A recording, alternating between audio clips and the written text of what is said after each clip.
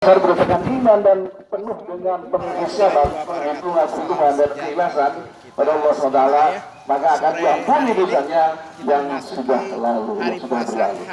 Alhamdulillah, Alamin, kita ditemui atau dihadiri oleh puasa ini setiap bulannya, setiap tahunnya dalam satu bulan, yaitu dalam bulan Ramadan. Perasaan Mas Agus selama mengikuti bulan puasa di Kampung Jogokaryan atau di Masjid Jogokaryan ini.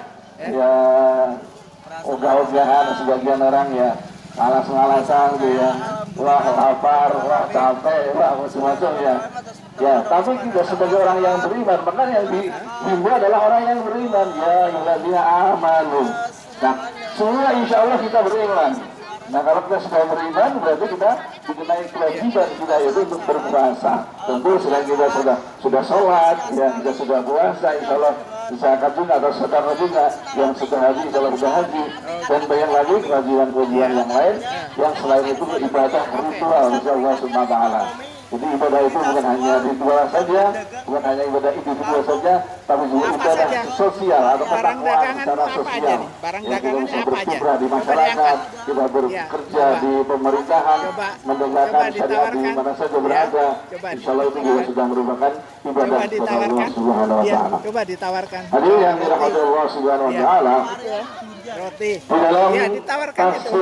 Dikasih. Ayo, roti.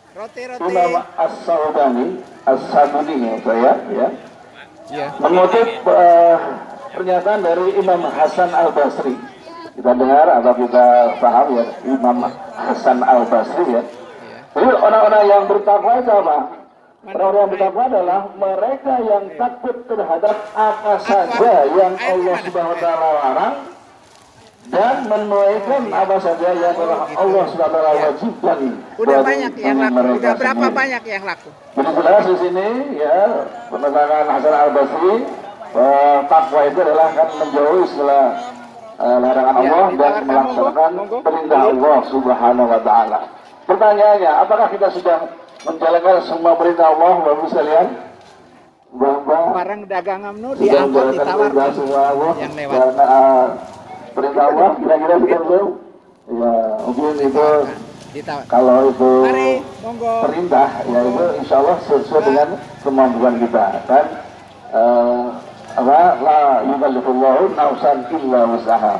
Allah tidak membebani setiap orang itu kecuali dengan bebannya atau kekuatannya. Kan itu. Misalnya, ketika kita sudah sholat, insya Allah sebanyak wajib sholat. Jangan kita insya Allah jangan. Nah, bagi yang belum masuk atau misalnya, ya berarti itu belum dikenai kewajiban untuk zakat. Kemudian juga misalnya haji. Ketika belum mampu untuk melakukan ibadah haji, ya kita tidak melakukan ibadah haji. Nah, itulah sesuai dengan kemampuan kita, batas kemampuan kita. Tetapi yang namanya itu kemungkaran, yang namanya fahsya wal mungkar, yang kefasikan, kezaliman, itu semuanya tanpa kecuali kita harus bisa meninggalkannya. Ya. Jadi tidak pilih-pilih, tidak termasuk apa tadi, sesuai dengan kemampuannya, kan gitu ya. Itu kalau terkait dengan urusan amar ma'ruf nahi mungkar, itu kemungkaran di Allah SWT.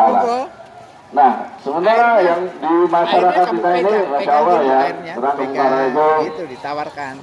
masih kita bisa menyaksikan ya itu. Orang-orang tidak malu-malu lagi ya berbuat misalnya mesum ya di depan umum ya di khalayak di tempat-tempat yang umum ya. Pegang roti sama air. Jadi roti di kanan ada, dan tawarkan. Yang korupsi itu ya, masya Allah, korupsi ya. Itu sekarang korupsi itu bukan hanya per individu gitu ya. Kalau zaman dulu itu korupsi itu katanya hanya individu dan di bawah meja gitu ya. Istilahnya ya, di bawah meja. Tapi sekarang yang namanya korupsi secara kolektif. Kolektif apa? Kolektif bareng-bareng ya mungkin dia takut sendirian kalau dia terkena KPK ya. Dia takut sendirian sehingga mengajak kepada anak buahnya untuk sama-sama berkorupsi. Ya, nanti kan kalau kena ya kena bareng lah gitu istilahnya. Kalau tidak ya syukur mereka ya karena tidak ketahuan atau tidak dilacak oleh KPK misalnya seperti itu. Nah, tadi yang dirahmati Allah SWT, jadi bukan orang yang dikatakan bertakwa kalau orang itu sudah sholat, sudah zakat, sudah puasa, sudah haji, tapi masih korupsi. Ya, bukan orang yang bertakwa kalau dia sudah sholat, sudah zakat, sudah haji dan sebagainya, tapi masih makan riba. Makan riba. Padahal jelas yang namanya riba itu wa ahalallahu harrama riba. Ya, rotimu diangkat sama airmu diangkat ditawarkan Allah gitu. Bayan, Ditawarkan yang lewat gitu. Dan mengharamkan riba. Kamu bisa lihat orang nggak dari sana? Itu dikatakan demikian. Jadi insya Allah ya, kalau kita sebagai orang yang beriman bertakwa, mari dibeli. Betul, yaitu awal dengan istilah riba, ya. Mari dibeli. Istilah-istilah yang lain, ya, perzinaan, ya, mabuk-mabukan, minuman keras, apalagi yang istilahnya dalam masyarakat itu molimo, 5 penyakit, yang ya minum, gitu ya, apalagi madat itu minuman narkoba, ya. Udah apa lagi? Wanita, 5 ya. Yaitu berbuat zina, ya. Kemudian apa lagi? Maling dan sebenarnya limo. Ya, itu ya, madat, maling, minum ya. Itu hanya yang dirahmati Allah SWT. Tentu sebagai orang yang beriman, ya kita harus menjaga betul. Dan yang namanya ketakwaan itu bukan hanya sekedar ketika kita dalam bulan puasa saja. Kita ketakwaan itu harus tercermin juga, harus terbawa juga di luar bulan puasa Ramadan. Barangkali kalau kita di bulan puasa Ramadan ini puasa Ramadan, apa pesan ringan buat mereka? Kita berbuat baik, kita berbuat sholat berjamaah, kita puasa bareng-bareng, ya. Tadarus, ngaji Al-Quran itu ya. Itu dalam kondisi yang seperti ini mudah sekali orang untuk berbuat takwa. Ya, mencegah kemungkaran misalnya bagi bank yang kita melihat hal-hal yang sifatnya haram, pornografi dan sebagainya itu mudah sekali ya, karena kita sudah terkondisi dengan situasi yang mengajak dalam hanya kebaikan dan kebaikan. Ya, tetapi nanti di luar Ramadan begitu pulang bulan Syawal dan habis sebagainya, kita mulai menurun lagi. Padahal yang namanya istilah Syawal adalah meningkat. Nah, bagaimana agar kesiapan kita di dirahmati Allah Taala agar bulan puasa ketakwaan itu tercermin dalam setelah bulan puasa Ramadan, bukan hanya sekedar di dalam Ramadan saja. Dan juga yang namanya bulan puasa itu dalam ketakwaan itu dikatakan dalam hadis, ittaqullah haitsuma kunta, ittaqullah haitsuma kunta, bertakwalah kamu kepada Allah dimanapun kamu berada. Ya, dalam tafsirnya itu dimanapun kamu berada bisa berarti di dalam kamu sendirian atau dalam keramaian, di dalam kamu lagi susah atau bahagia, di dalam kamu dari kondisi gembira atau sedih, susah atau melarat atau lagi dalam keadaan kaya raya, semua adalah itu dihimbau atau dianjurkan kita untuk bertakwa kepada Allah Taala dimanapun kita berada. Nah, apakah kita bisa menjalankan itu semua, hadirin yang dirahmati Allah Taala? Tentu tergantung dari keimanan dan wahtisaban, yaitu menghitung, menghisab, menimbang-nimbang apa yang kita laksanakan atau apa yang kita kerjakan. Senantiasa menghisab diri, ya.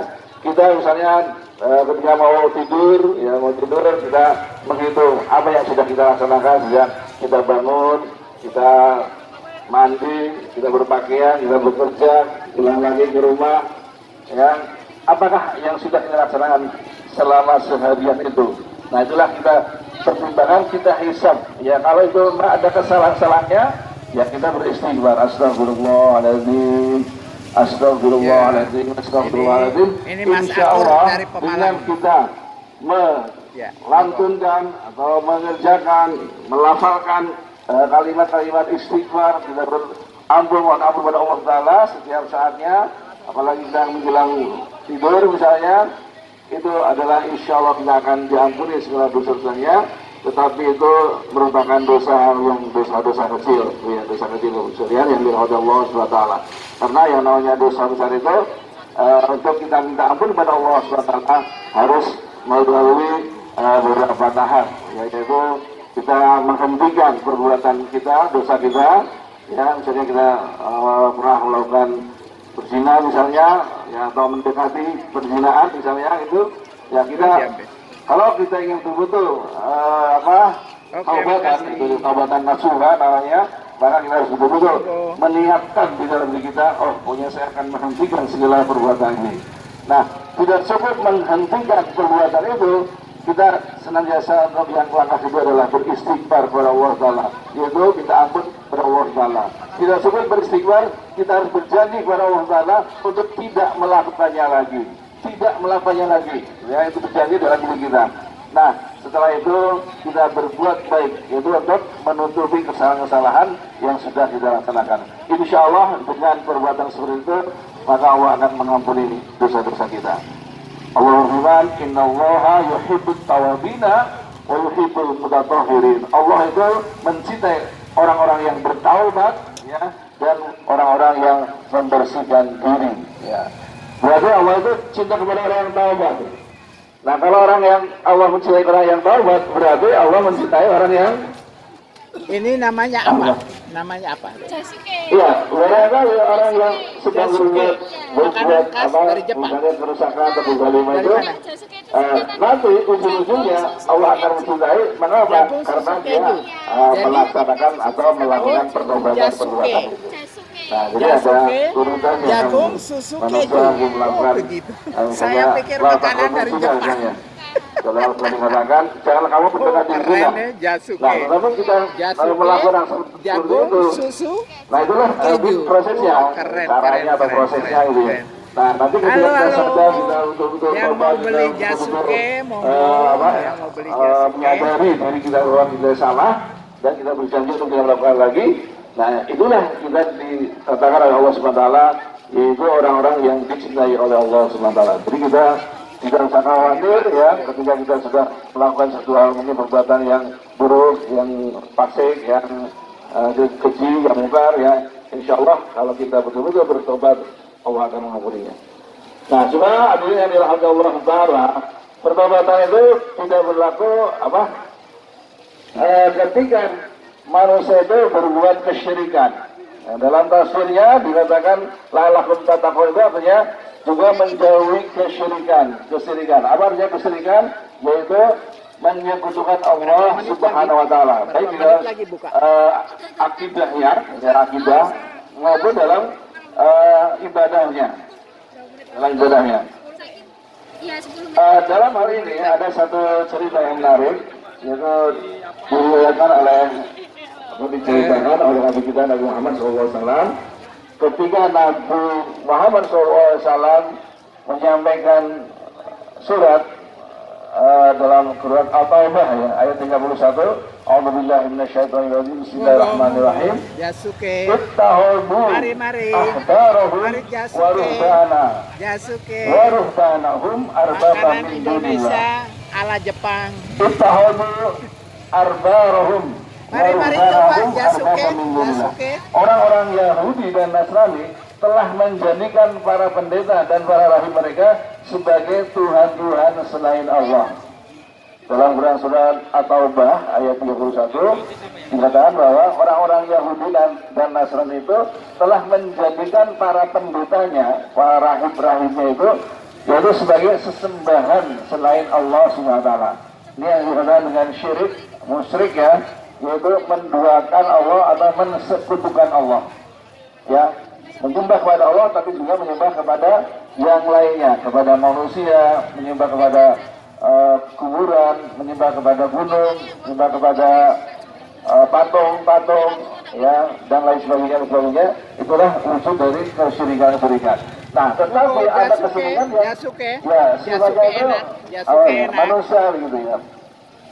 Nah, kemudian yang namanya Adi bin Hatim ya, ketika mendengar ayat ini, Adi bin Hatim ini adalah orang Nasrani yang ingin masuk agama Islam.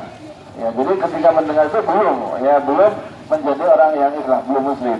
Nah, ketika dia mendengar ayat itu tadi, dia berkata kepada Rasulullah SAW, "Wahai Rasulullah, kami orang-orang Nasrani, ya, karena dia orang Nasrani, tidak pernah menyembah pendeta kami, kata Abi bin Hatim. Namun baginda Nabi kita Muhammad SAW membantah pernyataan Adi bin Hatim sembari bertanya dengan pertanyaan retoris. Bukankah para pendeta kalian biasa menghalalkan apa yang telah Allah haramkan dan mengharamkan apa yang telah Allah halalkan, lalu kalian pun mentaati mereka? Jawab Adi bin Hatim, benar ya Rasulullah. Ya, kemudian beliau menegaskan, itulah bentuk penyembahan mereka kepada para pendeta-pendeta mereka. Jadi kita jangan berpikir sempit ya, bahwa yang namanya kemusyrikan itu hanya menyembah patung atau mungkin percaya kepada dukun ya, menyembah berhala atau menjolok gunung dan sebagainya ya. Tetapi orang yang menghalalkan yang sudah dihalalkan oleh Allah SWT sudah diharamkan. Orang yang mengharamkan setelah dihalalkan Allah Taala itu juga ada merupakan kesyirikan. Ya, kenapa? Karena itu ditentukan atau disampaikan oleh para rasul atau para pendeta saat itu. Mari beli jasuke. Nah, namun demikian kondisi seperti itu pun masih juga bisa berjalan atau berlaku kepada zaman sekarang ini. Ketika zaman sekarang ini banyak sekali orang-orang yang tokoh-tokoh ya, pendeta atau mungkin termasuk tokoh-tokoh Islam ya, kiai, ya ustaz dan sebagainya. Kalau itu sudah menghalalkan yang haram dan mengharamkan yang halal, itulah ketika itu diikuti ya, kiai atau ustaz atau pendeta diikuti, maka itulah kita berarti kita menyembah selain Allah Subhanahu wa taala. Nah, hati-hati hati yang dirahmati Allah Subhanahu wa taala. Jadi kita hanya yang namanya dalam beribadah, dalam beragama, dalam berakidah, yaitu akidah yang lurus, yang itu memang diajarkan oleh Nabi kita Muhammad Sallallahu Alaihi Wasallam. Nah, coba kita perhatikan dalam kondisi sekarang ini, ya banyak sekali yang ketika tokoh atau mungkin para penguasa juga itu bagaimana mengatakan bahwa yang namanya riba itu halal. Ya, contohnya apa? Hutang yang sangat besar, di mana harus dibayar bunganya, membayar bunganya aja itu sudah kerepotan, karena yang bertriliun-triliun, apalagi ditambah dengan pokok hutangnya. Itu bagaimana kita akan bisa menyaur istilahnya, menutupi semua hutang-hutang itu? Padahal itu terus saja berlangsung ya, tiap tahun, tiap bulan terus